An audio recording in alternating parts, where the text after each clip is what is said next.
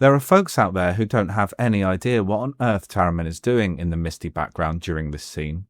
Allow me to explain. This is a nod to the planet Griswold, where Taramyn's ancestors played the role of cloud callers. In the mist, he's performing the Sigh of the Shrouded Sun. It's a pre-Republic spiritual exercise where you hold your arm out to act as a soul conduit for the morning dew. The idea is that on Aldhani, where the sacred and the geological are so intertwined, Taramyn is trying to braid his spirit into the fog so the Empire's sensors can't distinguish his heartbeat from a weather pattern. It's a form of metaphysical camouflage, and I'm messing with you. He's just extending the aerial of the battle radio they used during the heist.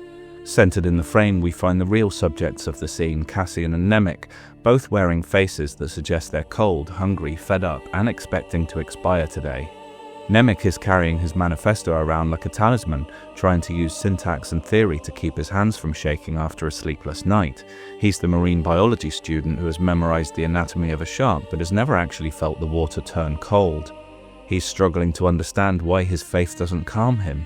It's a beautifully human moment of cognitive dissonance. He believes in the cause, but his central nervous system hasn't read the pamphlet. He's trying to recategorize Cassian as a functional asset. Cassian sleeps like a stone because he's a man who's already survived the end of his world. Anxiety is for people who still believe they have something left to lose, and he knows that staying awake won't make the morning any less lethal. He treats his own body like a piece of stolen tech. You charge it when you can, you use it until it breaks, and you don't waste battery power on faith in the middle of the night. To Nemik, Cassian is merely a high-end wrench used to loosen a specific Imperial bolt. It's a clean, clinical way to emotionally distance himself from a man who is only here for the cash.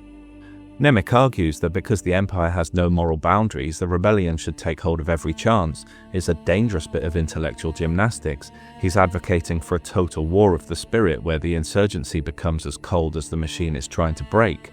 He wants to beat the monster by building a better monster, forgetting that once you start treating people as functional assets, you've already let the Empire win the philosophical argument. When Nemik suggests that the Empire might think differently tomorrow after the heist, Cassian delivers a chilling thesis statement. They don't care enough to learn. You mean nothing to them. Nemik wants the Empire to be a villain that can be taught a lesson, a monster that at least has the decency to acknowledge that it has a challenger. Cassian knows the truth. The Empire is an indifferent weather system. You don't teach a hurricane. To the Empire, the rebellion is merely a clerical error to be deleted. The mist acts as a physical manifestation of Nemik's unsettled mind, a blurring of the lines where his academic certainty meets the sharp, jagged rocks of the mission. Quite lucky then that I think it's probably real mist, and probably more than they bargained for, as I don't think they meant us to be confused by Taramyn's Tai Chi.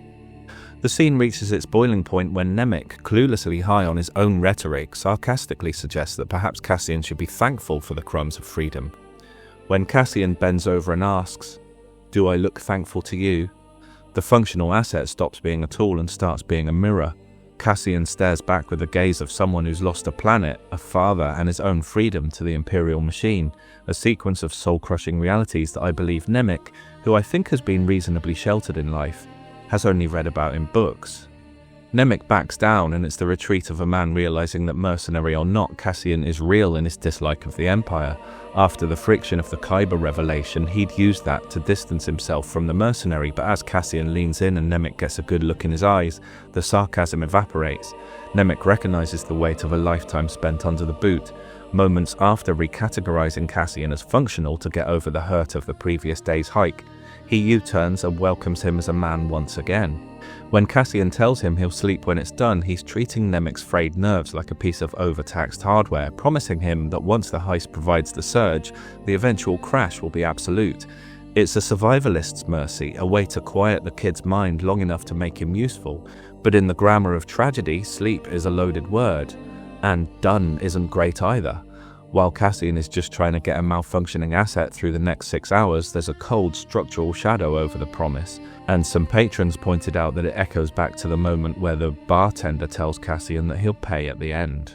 As they prepare for the day, the divide between Nemik's academic hope and Cassian's lived trauma remains bridgeable only by the job at hand. The heist is here. The manifesto is written.